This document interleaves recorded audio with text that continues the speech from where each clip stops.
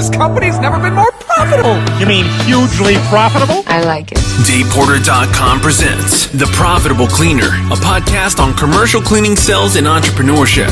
The one podcast that's not afraid to discuss real sales strategies with real cleaning professionals that produce real profits and real results.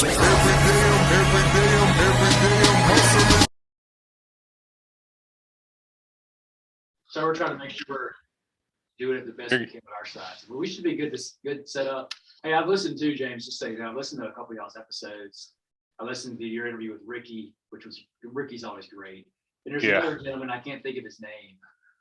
Been in the industry 30, 40 years. I think it's Don. Yeah, Bruce. Dude, it was so good, man. Yeah. I mean, really well. I was like, oh man, he's got just gold. If you ever want to pick up the phone and call him, man, as weird as that sounds, he would literally let whoever do that. He's that type of guy. We have a client here in Denver that's probably 3-4 years into the cleaning business, and we hooked him up with Bruce. He ended up flying out to Utah and spending 2 days with him. Wow.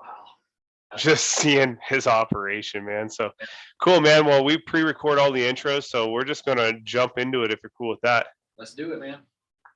Awesome. Well, hey, Josh, I'm really super excited to be speaking with you today and really look forward to what you have to say. I originally met you at Cleaning and Cocktails in Chicago a few weeks back. Just for simple introductions, Josh, why don't you start out just with the story of you, how Athens Cleaning Company started, and just give us a little bit of background.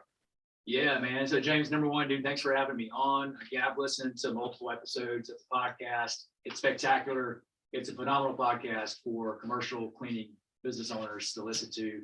Again, before we went live recording, I was raving about a couple people you've had on. So kudos to you for putting this on for commercial cleaners, and then thanks for inviting me, man. As far as the Josh Melton and Athens Cleaning Company story goes, I never wanted to clean. I never wanted to be the cleaning business guy. I never wanted any of those things, man. But over the years, we realized that starting a cleaning company and building a cleaning company was a good way to build an income. And so we just went through all the struggles. I always had other businesses I was launching, man, trying to do something else again to not be the cleaning guy. And the reality is, I think that God has a sense of humor, and leads us to now. And I'll give a little bit of the story, but where I'm, speaking on Cleaning Company podcast and speaking on cleaning conference stages and all these things. And I'm about to drop here soon to my own podcast for commercial cleaners. I've been coaching in this industry for a little bit too, just based off of our model and how we do things, but launching a 6-figure cleaner coming up real soon. So again, got into it begrudgingly. My wife started the company.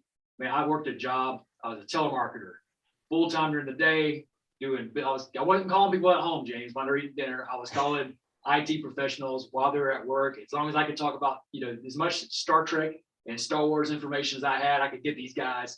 And I was doing lead generation for IT companies, Hewlett Packard, companies like that. And that was what funded us in the early days of cleaning. So my wife was cleaning houses, and we started doing commercial cleaning on top of that. And I realized I had to talk my wife out of this stuff. How are you doing this? We went to college. We got degrees. Why are you doing it? Why do you go to college and when you get out say I want to start cleaning houses? It just didn't make sense. But over the years, I did that job as a telemarketer for a year. 6 months after I tried to talk my wife into quitting the business, I quit my job, went full time. I started cleaning houses. I hated every minute of it. And over time, we realized, this was like the 2006 time period, by the way. 2007, I went full time in the company. It's cleaning houses. We started doing post-construction cleaning because houses were being built. Like you could just throw a rock and it was going to hit a new house. So we're in post-construction. We started doing commercial cleaning, and we just realized for us that we like commercial cleaning better than residential, better than post-construction, better than all the other stuff. So we started focusing there. I started an insurance agency. I started doing social media. So I just started anything I could start outside of this to get away from this business. And I could never get away from it. In 2013, my business had kind of stabilized. We were running it, the cleaning company on the side of this other crap that I was doing. And in 2013, I was like, I either got to sell this thing or take on a partner because I don't like it. So I partnered up with another company, same size. We were both doing neither of us were doing 100 grand in revenue. So when we combined, we were doing over 100. But that gave us the amount of money, pay somebody to run this thing. Because my business partner he was a CPA. This was a side gig for him. He kind of stumbled into as well. And we kind of grew it on the side. We were terrible, James, in an awful company. We produced this inconsistent result. Everything bad you hear about cleaning companies, that's who we were. But 2006 got started. 2013, we combined companies to make Athens Cleaning Company. And then in 2018, we were getting ready to transition to a new manager. And I realized, I'm like, this has got to work perfect. If it doesn't transition perfect, it's gonna bomb, and I'm gonna be the one that's got to dive in and save it. Because for me and my business partner, I had more operating institutional knowledge for the way the company ran. And I was like, it's gonna suck. And so I came back into the company, told my business partner, I'm like, look, dude, I'm gonna come back in. This is what we're gonna have to pay me to do it. Because if this didn't go perfect, it's gonna break. And James, crazy story, it didn't go perfect. It did break. And I saw it breaking. I was like, I couldn't stop it. It's like a train that sees a car like on the tracks. You know you're going to hit it. And there's nothing you can do. And we dropped 25% of our revenue in 6 weeks at the end of 2018. And it sucked. It was awful. It was the best thing that ever happened to my company. And I felt like when I was going back in, I'm a Christian, and I felt like God told me, look, you're always trying to do all this other stuff. You're trying to make it where you're just getting, you could be out of this business, you're hiring managers, doing all these things. Just trust me and go all in and quit trying to do everything else outside of that. And I went pretty much all in. And over the years since then, I've like knocked out the other stuff that I was doing outside of this for the most part, except for some passion projects.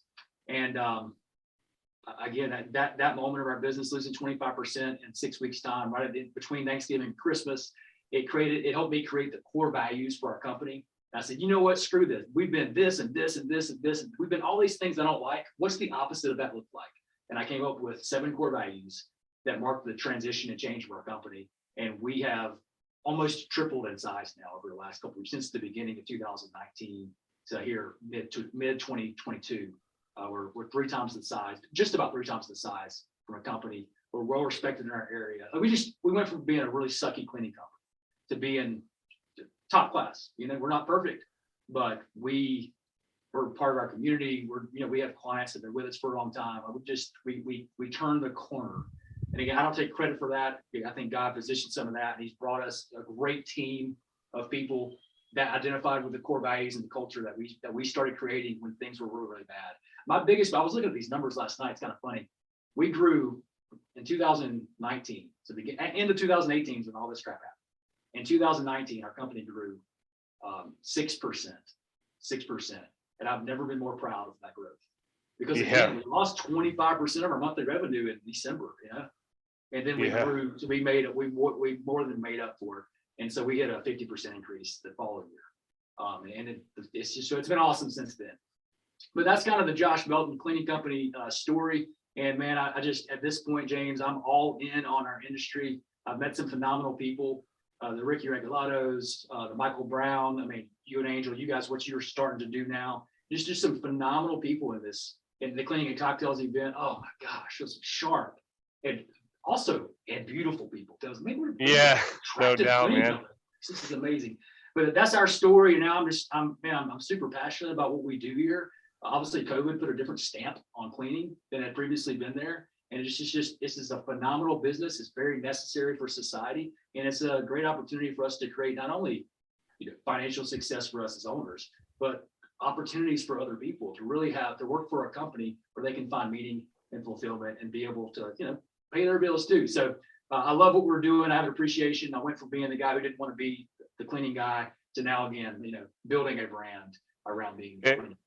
It's great. I love your story, man. And I love your vulnerability and your honesty about it. It's kind of funny how I always say I didn't choose this industry chose me. And it sounds very similar to you. So that's awesome. Talk to me. I'm curious though. I love how you talk about you've never been more proud than that first 6% of growth in 2019. Talk to me about the comeback story with Athens Cleaning. You talked about your core values. You talked about knowing your soul. I really liked what you presented at Cleaning and Cocktails. I think there's a lot of people though here listening. They're the cleaning owner, they're the operator, they're trying to do the hiring. They have a pissed off account at them right now as they speak. They're wondering, is it worth it? Is it not? When you started to make that turnaround after losing 25% of your revenue, it was your core values. One, how did you identify them? And what else kind of went into that comeback for that first year when things started to turn around? Yeah, so great question. I will give credit here to mentors I had along the way that weren't cleaning company owners, but just was blessed to find some good mentors in my early 20s, mid 20s, going into my 30s that pointed me to really good information. They pointed me to books like The Magic of Thinking Big, The 7 Habits of Highly Effective People. These just classic books that you read to develop your attitude, right? And so one of the principles I learned was like, hey, if you're a leader, then you're not a victim. And if things don't go well, it's your fault. And so when things weren't going well, James, as much as I looked at it and said, man, this is awful, I also had to say, but I'm a leader and this is my fault. Because if I'm like, well, no, it's not your fault, Josh, your employees were, well, who hired them, or who created the system, or who hired the manager that hired them? Like, ultimately, it comes back to me. So the humbling part of it is I was able to look in the mirror and say, like, this is ultimately your responsibility, and everything that's happened in your company, while you're not directly to blame, you're ultimately to blame. It's your fault. And so since you're the problem, you can also be the solution. And so that was a big moment of just looking myself in the mirror and saying, this was my responsibility. I didn't do the job that I was capable of doing, and I'm going to change it. So that was a piece of it that I think was important. It was just that. Again, I mentioned the pieces in the story talk of like, I really felt like God led me back to this. So just do it. And it was then a humbling experience. Look yourself in the mirror. I figured out like, okay, this is what we're going to do. And I was angry. When I looked at the company, my initial thought was anger and upset. And again, that's what led to humility, which was like, your fault. You shouldn't be mad at yourself. But what I did, James, in that moment, I'd always read in all these books I mentioned, core values, core values, core values, core values, core values. And there's a billion great words that you can use for your core values. Oh, humility, integrity. There's just, and there's so many great words that you can use or great phrases that you can use that it's hard to choose. So for me in that moment, looking in the mirror and saying, okay, this is your responsibility. You didn't do what you needed to do. Now let's analyze the situation. And so what I did is I looked at the stats for my business, and we use Swept that's the software we use for managing our business. So I was able to look at the numbers in Swept. I was like, our people aren't spending enough time on their accounts. They're not signing in and signing out. Like, they're being lazy. They're showing like they're not being reliable. They're not communicating well. It's like they don't give a crap if we win or we lose. Like, we're not really having a heart to serve. We're just being takers here. We're not being professional. We're not getting the results we need. We're not having a great relationship with clients that we need. I started writing down everything I didn't like about the company. And for me, when I wrote those things, the things that bothered me the most, I was like, what does it look like to not have these struggles? Because these things bother me. Because I feel like, if anything, there's some cleaning company owners out there that they don't really care if their company. They're like, look, my average customer stays with me for 10 months and then I just get another one. And so if we don't serve them well, we don't serve them well. Like, that's just not how I'm wired. And not knocking it. That's just somebody, that's just their thing. Their core values are different than mine. I want to do a good job. Like, I want to grow, but I want to have a good reputation. I want to be seen as like a person of character, somebody who cares. And so I listed everything I didn't like about it, and stats that went along with it. Thinking again, looking at Swept and saying, oh man, we're this. And I wrote down 7 things that were like, this is what I want our company to look like, and this is what I want our team members to look like. And those things were character. We got to show up. We got to do what we say we're going to do. Like all that. We got to do people. They're giving us the keys. We're going in at night. Nobody sees us, but we got to do character. But that's important to us. I already had my mission statement. We weren't living it out, but I'd written it down years before. We go above and beyond to serve people. I'm like, we're not doing that. So all right, that mission statement, that purpose is still legit. What do we need? What do we need to look like as people to do that? So character is number one. So that's the foundation. People got to have character. They got to be able to go do their job with nobody looking over their shoulder. They got to care. Like they got to have the capacity to actually care that they're doing a good job. They got to be able to communicate. Like, they got to communicate well, because again, the way my business model is, it's like they're not driving. My team members don't show up at my office getting cars together, drive, clean, and drive back. They just show up to their account. They have a key to it. They clean it and they leave. So I'm not like monitoring their work every single day. It's like, well, they got to be able to communicate with me effectively. Next thing was safety. It's like, man, we're leaving doors unlocked. We're not secure. We're not alarming the buildings. And that was important to me to do that. And also, it was like, I want to use products that aren't terrible for the environment and that aren't bad for my people to breathe in. So it's like safety. We got to have a safe environment. We got to have a heart to serve. If you had a mission statement, we go above and beyond to serve people. So you got to have the heart to serve. And when I started, there was these two words, we changed them. I was like, and we gotta do a better job building relationships as an owner with my team members, because the reason they suck is because I'm not being a good enough leader. I don't have the leadership relationship I need. So relationships, I was like, if we do those 6 things, if we find people, and I'm that kind of person, those 6 things, we're gonna get the results that we need. Now, about a year and a half later, I changed those last 2 to being professional. And so, hey, we're professional because I hire people. Most of my team members, this is a side gig for them, and they have a professional job. They're a bank teller or an office manager, or they just started their real estate career. And so I hire a lot of professional folks, so professional and then proficient.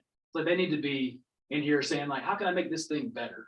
You know, how can I move quicker? Those types of things that went into it as well. So it was addressing those core values. It just taught me who to look for. And so now when I'm doing an interview, I'm not like putting a mirror under their nose to see if they're breathing. You know, I was able-bodied, put them in there. It's like, no. I want to know if I like this person and I can trust them. And so that was the fundamentals that changed it all for us. Because then when we were hiring folks, it wasn't just I created a pathway for somebody else on my team to interview and hire because they knew what to look for. And that doesn't mean we get it all right, you know, but that's the assumptions we're making. The interview questions I'm asking is based off these things. There's one other piece of this, James, I'll share with you, that is the vision piece. So I had a mission statement before, no core values, no vision. I kind of knew like, oh, we want to grow it, but no like clear. So in that moment, I wrote down, I want my clients to trust me. And so I was like, all right, well then from a vision statement, we are trusted by our clients. And I was like, these team members, the reason they don't give a crap is because they don't feel like our leadership gives a crap. It's like, I want my team members to appreciate me. So the best way for me to do that is to make them feel appreciated. If I'm the leader, I lead with appreciation, and they reciprocated. This Josh makes me feel like a great person, so I appreciate when Josh comes around. So it's all right, we're trusted by our clients, we're appreciated by our team members. And then one of those books I read along the way said, hey, if your company ceased to exist, would anybody miss you tomorrow in your community? Would anybody know you were gone? And I was like, okay, it makes sense. I want to be engaged in my community, right? It's like, we want to be remembered by our community. And that was just something for us. It's like, if we disappear, I want people to know we were here. Like, where did the Athens Cleaning Company go? They were serving here. And so it just, boom, we're trusted by our clients, appreciated by our team members, remembered by our community. And so from a vision standpoint, every day, I'm like, are we doing something where our community remembers us by? Do our team members feel appreciated? And do our clients trust us? And so we always have something to strive for. And in that dark moment, losing 25% in 6 weeks right before Christmas, all of that stuff, that was, I mean, I say rock bottom. Rock bottom is a great place to build a solid foundation, right? It's like this, it sucks. What do we need to do to build from here? And it was those things, and it was all emotional and defining how I felt and what I wanted the future to look like that catapulted us going forward. It created an attractive culture people want to be part of. And they start coming. I got a text message today from somebody that's like, hey man, I really want to interview for full time because I want to work for people that I respect. I want to be around people that I admire. And I'm like, that came in that dark moment, you know, and the painful moment. All that came from that. And then it was our ability, again, well, I thank God on our side of just trying to live that out, striving to live that out daily. We don't get it right every day, but we at least know what we're striving for. That is so good, man. I love what you guys stand for, and I love hearing you talk about that. I think that's actually where some of our industry misses the mark a lot of the time. When your business is struggling, it's real easy to do the blame game. Oh, my clients suck. My employees suck. It's a price to the bottom type of game. My contracts aren't stable, whatever, right? And there's legitimacy there. This is a tough industry to be in. It's hard running a cleaning company. But when you look at the turnaround that you guys had, and it starts with knowing your mission, your vision, and having core values, it almost sounds so simple that people might just discredit it. We actually did something similar a few years ago. We actually did core values, and our first one is extreme ownership. Basically, everything's our fault, and everything's also our success too. And we had a big client mistake, and I actually wasn't even big, but we made a client mistake, and I had an employee come to me say, hey, if we position it like this, we can kind of like basically get out of it, right? And I'm human, and initially I wanted to be like, okay, that makes sense, but then no, we had to rely on our core values. It's extreme ownership. Go to the client, tell them we messed up, and tell them we'll make it right. And what did that do? It developed the relationship even stronger. It was no big deal. but then all of a sudden your team starts breeding that. So now when they make a mistake that I'm not aware of, I hear about it because they're owning it themselves. And then the culture changes. So that's what you've built. And I love the fact that you're highlighting that, because I don't think enough cleaning companies take themselves seriously enough to do that. Yeah. Which is awesome. Dude, you knocked it out of the park when you talked about your hiring model in Chicago a few weeks back.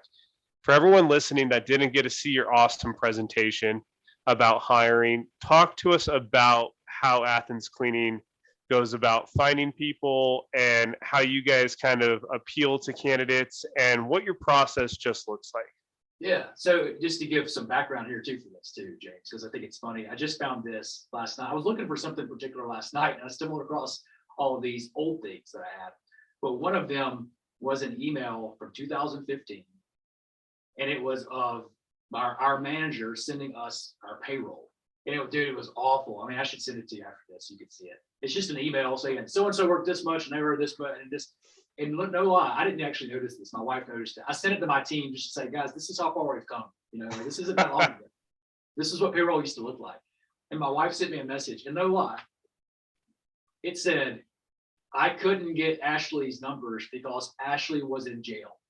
That's what it said. So when I talk about ideal team members and all this, 7 years ago, we're like, oh, we couldn't get Ashley's payroll because she was in the slammer. So know that we've learned the hard way. We hadn't done this right from the start. We've identified specifically for us, again, it can be easy in our industry for people to think like, I just need some people.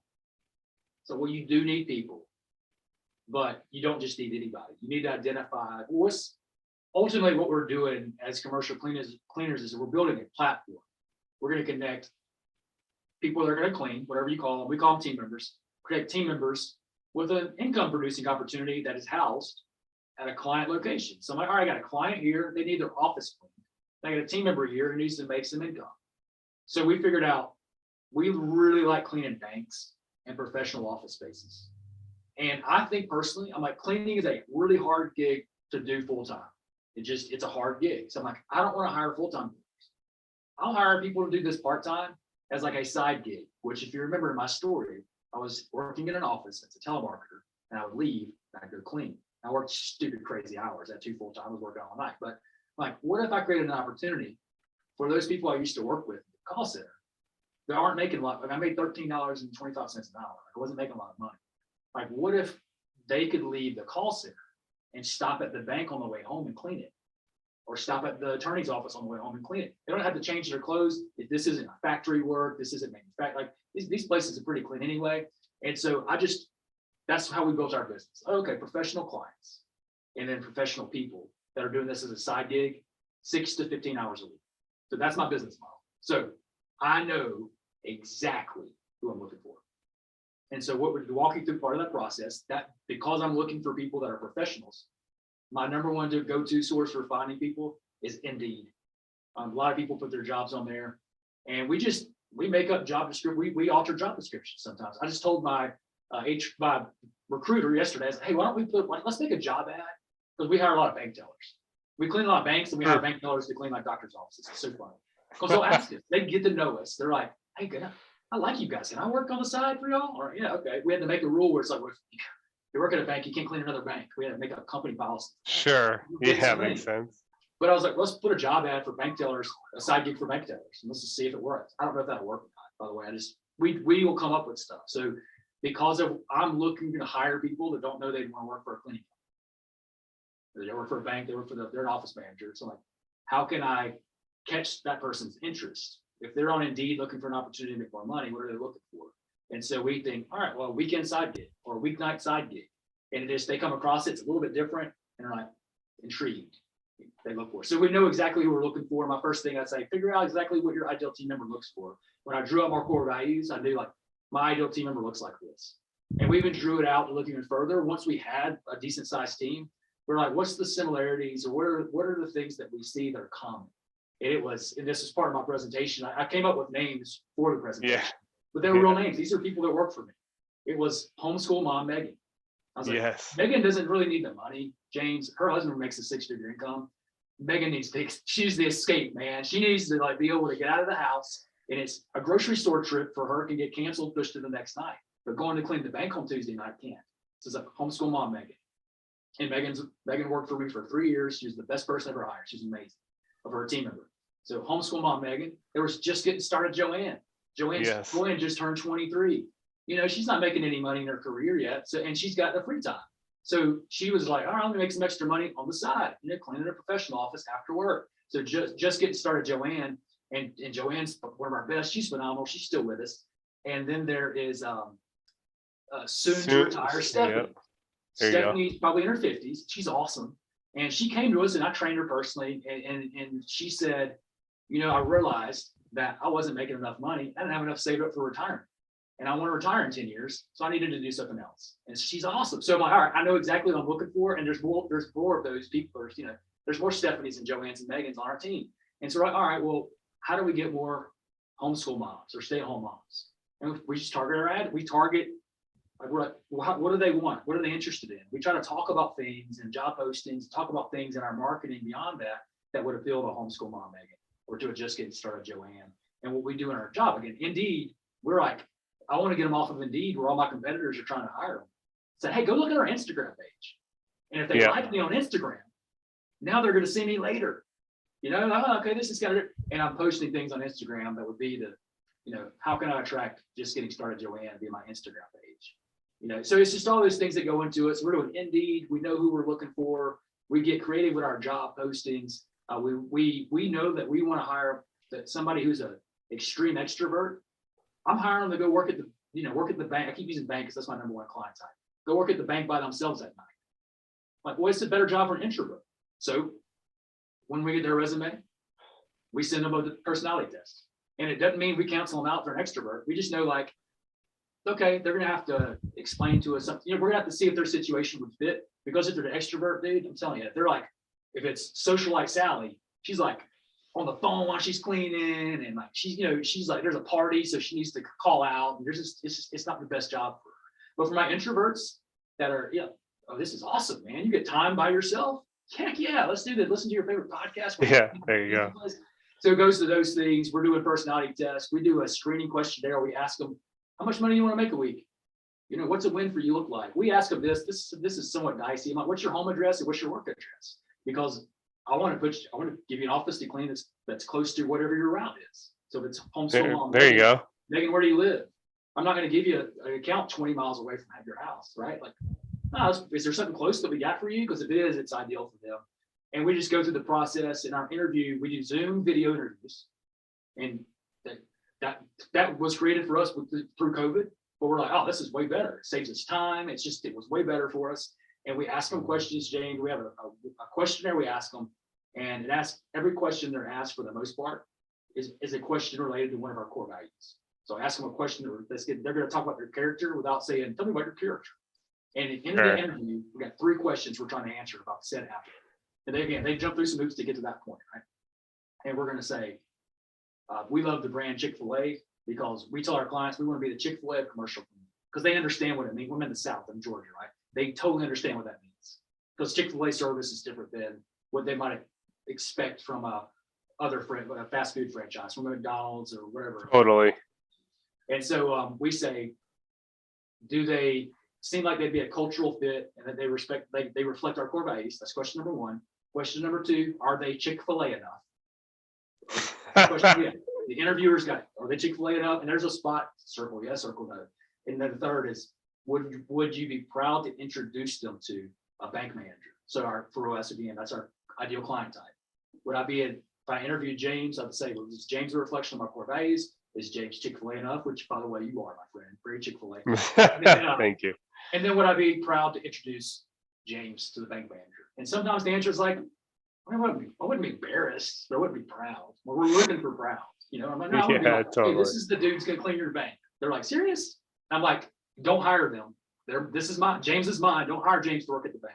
But that's the overall feel for how we do hiring is like, I know exactly what I'm looking for. And I'm just starting to ask myself and our team, how can we go out and find the James? What language do we need to speak for James for his ears to perk up? Instead of it just being every cleaning company ad looks the same, right? So what is it about you that's unique and different? How can you attract somebody to you? In order to attract someone to you, you have to repel other people. So what can I do to be attractive? And then how can we welcome onto the team? I think it just makes so much sense how you guys go about it. You guys make it fun. You give them directions, so they have to follow like A equals B equals C, which is good for you to know. And then like to make it conducive for them to where like, hey, where do you work? Where do you live? Let me give you accounts there. Just makes so much sense, especially in like today's world with gas prices being insane and that being a real big thing for a lot of people. Yeah. One thing I noticed about you guys, which I haven't seen a lot of cleaning companies do, but I love this, man. You guys, like, you go to your website, and everywhere on your website, I just see like pictures of your team. And you talk about the cleaning industry having a beautiful people. Man, your Athens cleaning company should get an award for most beautiful people, man. So like, what made you guys just highlight? I like literally I went to your website, not like pretending not to know you. I got a sense of culture and I got a sense of who I might work with if I was the bake manager. What like forced you guys to do that? And have you guys ever gotten that feedback before? So yeah, it's definitely intentional. I told our team when we're developing our sites, because most of the time for cleaning companies, they use stock photos on their websites. I was like, I don't want to use stock photos at the same. I was like, I don't want to use a picture I can find on another website. Like, some attractive lady with her glove on and holding, whatever. But now I want real pictures of real team members. And so every picture you see on our website, every single picture, if you see a picture of somebody's hand, that hand was employed by Athens Cleaning Company. Like every picture on there, there's no stock imagery there. I don't know. I was like, I want us to be real. I want us to show our real people. It also gives you a chance to highlight some of your, not everybody wants to be a picture on the website, but some people like that idea. They could be on the website. It makes them feel good that you thought of them. So yeah, that was something that was intentional. And then based on, we follow the traction, the EOS business model. And so one of the things within that is, what are 3 uniques? What makes your company different? And so for us, it's like we're part-time professional people. That's like, so our first thing is we say we are a relationship first company. So like but part of our company is every client we have, we go by and see them on a rhythm once every 4 weeks during the day. And it's easier with some than some is more difficult, but we just, when you learn your client, some of them it's a flyby, like, hey, we good? They're like, yeah, get out of here. And some of them it's like, sit and talk for 30 minutes. But relationship first. So that if they ever want to fire us, they're not firing Athens Cleaning Company. They're firing Josh and Robbie and Kate and the people that work, the people that they have relationships with.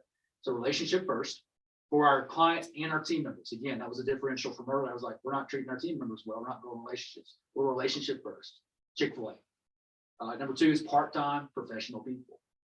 And that's a huge differentiator for us for most cleaning companies.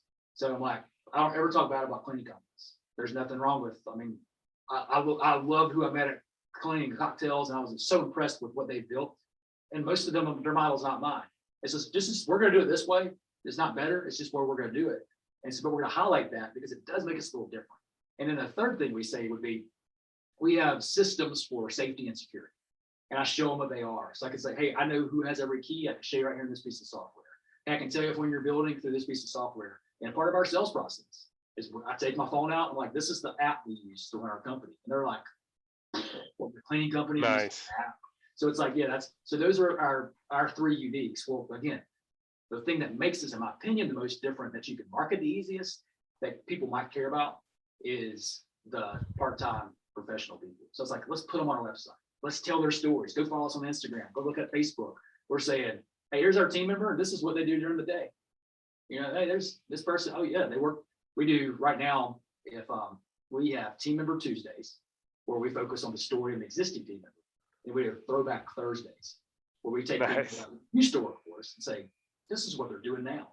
Because again, I'm doing that to attract team members, but what we recognize is like the best way for me to attract clients is to showcase how high quality our team members are. So let's just put them on everything. Let's do all our marketing toward getting team members, because the clients that we want will be attracted to the team members that we have. I love it. I think it's awesome, man. And people's such a focus for you guys. And it comes through the screen. I'm here in Denver, Colorado, and I was like, man, this looks like an awesome company. And if you're a cleaning owner listening to this right now, you definitely need to head over to athenscleaning.com and look at how like Josh has structured their brand. It's just really welcoming and inviting. And I think that's that's what separates you guys. I think just initially right off the bat from an online perspective. Josh, I have two last questions for you here, man. One's work related. The last one we end with is always kind of on a more fun one. For the professional one, what's one trend in the industry that you see happening now or moving forward that you're a fan of? It could be in the hiring process, it could be in the safety process, it could be in the sales department. But like, what's one trend right now happening in the cleaning industry? You're like, that's a net positive. The serious nature of people seeing their cleaning company as an intentional partner instead of it just being like, oh, it's the cleaning people. It's like, no, they're like, no, now cleaning seems more important. Even if I personally don't give a crap about cleaning, I got to know that the cleaning company I got is trustworthy because I might get sued because somebody gets COVID. And so the clients, the people that we're serving, are more serious about who their cleaning vendor is. Like they want to know that you're legit. They want to know that you're good.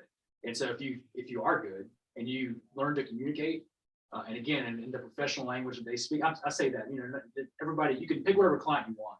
But for us, I'm like, oh, we picked up a ton of business during COVID because clients that had a little old lady cleaning for them forever that would never fired her. But mentally they're like, we fired her for her sake. We just didn't want her to get sick. I'm like, no, in your best interest, you're concerned about you and you want to go with a reputable company. So you're more concerned about your relationship with your cleaning company than you've ever been. And so for the commercial cleaning companies out there, they're like, no, we're building a legit company. We're going to be good. It is a beautiful opportunity because you can separate yourself. And even if you're a one-man team, doesn't matter. You show up and I say one-man team, one-woman team, whatever it may be. If you can show up and be like, no, I'm serious about doing a good job and communicate it, they care more. There's still complaints I see, James, for people talking about cleaning companies, nobody wants to pay for cleaning. That is BS. Some people don't want to pay for cleaning. The first thing my salespeople do, we walk in, is we say, this is a little bit outdated language now. We say, hey, we're not the Walmart of commercial cleaning companies. You don't have to watch out for falling prices. Stuff used to be one of Walmart's little, like, watch out for falling prices. Like, hey, that's not the case here. In fact, we'll probably be, if not the highest, one of the highest bids that you get. But here are the reasons why. And we tell them this, you know what I'm saying? And so I love that people are willing to be like, no, I actually should take a little more time to hear out the cleaning company versus just being like, whoever cleans it don't care. They're taking this more serious. That's a good thing for the industry. I love that. I totally agree with you too, man. Not everyone agrees with us when they hear that this is a price-driven industry. It's a price-driven industry if you allow it to be. And when you don't allow it to be, all of a sudden you can put yourself in a different category. So Josh, I appreciate your time, brother. There's been so much knowledge in here. I feel like we should have you on for a second episode to talk about your sales process. That's something we haven't really hit on much that I think would be really interesting. But to wrap up today's episode, I have two boxes here. I hold these up. People are like, is that cigarettes? I'm like, no, they're two random packs of cards. I have a black box and a white box. Totally random questions. I have no idea what's in either one. Pick your poison, man. What box would you like to pull a random question from? The black one or the white one? So one of my favorite musical artists is a country guy by the name of country western named Clint Black. I don't know if you heard of Clint Black, but one of his Clint's always wearing the black hat. So I'm gonna go with Clint Black and the black hat. We'll go with the black box. All right, cool. Sounds good, man. 90% of people go with the black box. That's funny. All right. Here, this is funny. Which words or phrases does Josh overuse the most? Words or phrases I overuse the most. All right, so it's funny because you tend to repeat the people. Like if you're around all the same people often, you'll tend to repeat those people.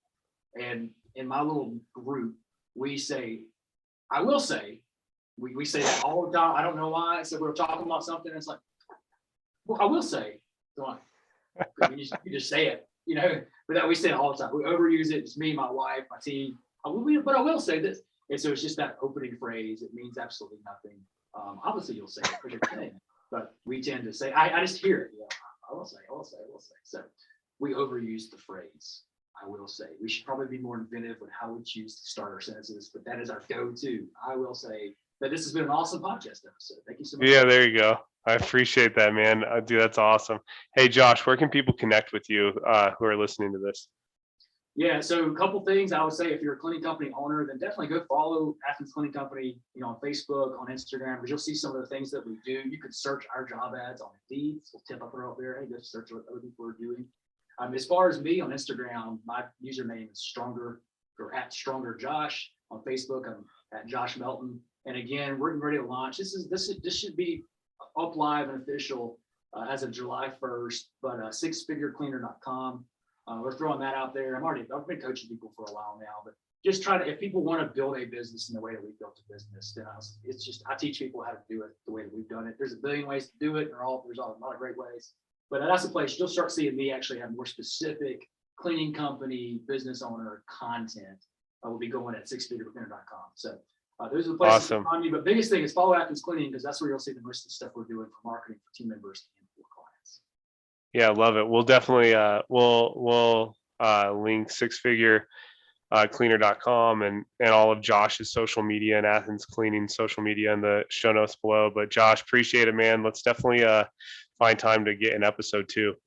Absolutely, man. Thank you so much for what you guys are doing. I'm telling you, when I started out, there were no podcasts for cleaning companies, and this is one of the best out there. You guys are killing it. So thanks for doing it, and then also thanks for letting me be a part of it today. Yeah, thanks, man.